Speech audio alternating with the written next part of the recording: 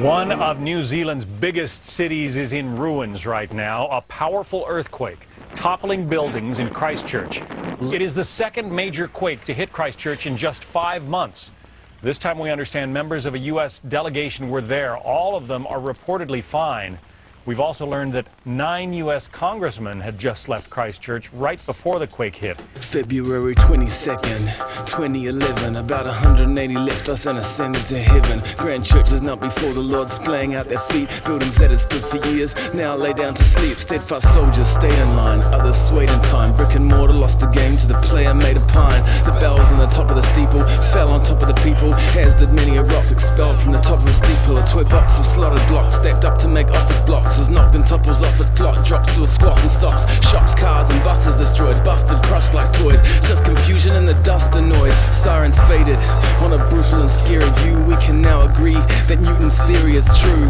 What goes up must come down. The universal pain of just one town, Christchurch. As the aftershocks continue. Cameron? Sarah, thank you. And joining me now, FEMA's Deputy Administrator Tim Manning on the phone from Christchurch, New Zealand.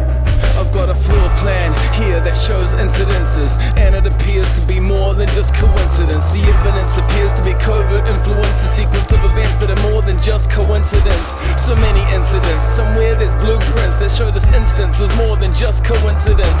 The evidence appears to be covert influence, a sequence that are clearly more than just coincidences. I want to go to retired Coast Guard Admiral Thad Allen, who was in Christchurch, New Zealand, where this quake hit. Admiral, I'm very pleased to find out that you're okay too, but what were you doing there? To explain what I'm about to, we have to go back near a century. Tesla sent electricity through the air independently. Consequently, without consent, the US seized his invention, sealed in the center of sensitive secrets, secured for selfish intention. Yes, it was stolen for the American dream of war and a global weather controlling scheme. The regime can beam offshore, but this ELF projector needs conductors to comply. So planes spray metal oxides and construct them in the sky. Was this technology used to enhance the blind thrust on a full moon high tide and blame it on colliding crust? Nature cracked, I take facts, and Occam's razor makes a track. And cause of this, New Zealand has its own Patriot Act. A tide so slick in action, we can't escape the rip. Take a dip in the sinkholes and liquefaction, enhanced nature strip. In our loyal infancy, we were stolen by the Royal Infantry, and the foreshore and seabed was sold to the oil industry. With these aspects joined together in a naturally forming weather, rainbow clouds and planes scattering matter all in the ether.